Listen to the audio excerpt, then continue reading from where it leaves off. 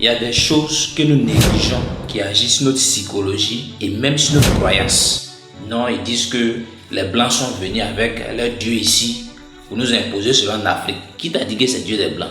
Le peuple de Dieu proprement parlé, décrit dans la Bible, ils sont noirs. Regarde cette jusqu'à la fin. La Bible dit dans 1 Samuel 16, verset 12, lorsque Dieu envoie le prophète Samuel pour aller choisir le roi d'Israël, ils sont allés dans la maison de Jessé, Isaïe. Les enfants d'Isaïe sont présentés là. Il y a un enfant qui était derrière les bergers. Et c'était un complexe d'infériorité, de rejet au niveau de celui-là. Et la Bible dit que, or, il était blond. Regarde l'apparence qu'un homme blond peut avoir. Vous voyez? Et pourquoi, or, il était blond? C'est-à-dire qu'il était différent de ses frères. Eux étaient noirs et lui, il était blond. Comme un albinos noir. Vous voyez? On va aller plus loin. Quand vous prenez son fils David, et là même la Bible décrit ça bien.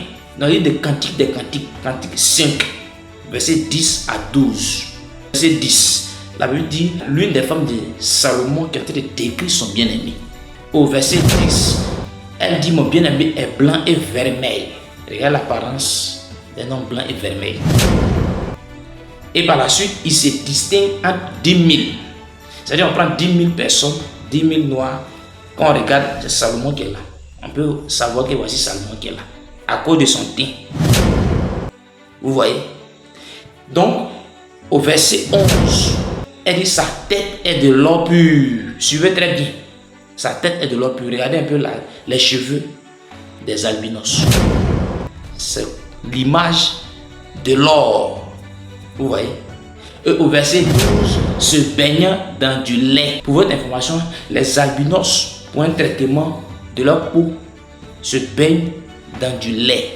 Comme Salomon était un roi, il avait suffisamment de moyens, donc il se baignait dans du lait pour que sa peau, son apparence soit propre. Vous voyez? Donc c'est les caractéristiques d'un albinos noir. Même chose comme son père David.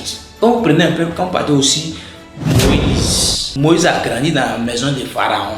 La fille de Pharaon prend Moïse, elle élève chez Pharaon. Or, nous savons que l'Égypte antique était des Noirs. Regardez les statues des Pharaons. C'est des Noirs. Ils ont cassé les nez pour falsifier, pour empêcher que nous ayons la bonne information que c'était des Noirs. Donc Moïse qui a grandi là-bas, ils n'ont pas eu la différence, la distinction entre Moïse et les Égyptiens. Donc ça veut dire qu'ils étaient noirs, son peuple était noir. Donc vous voyez, tous sont des noirs. Donc c'est extraordinaire. C'est cela. Portez-vous bien.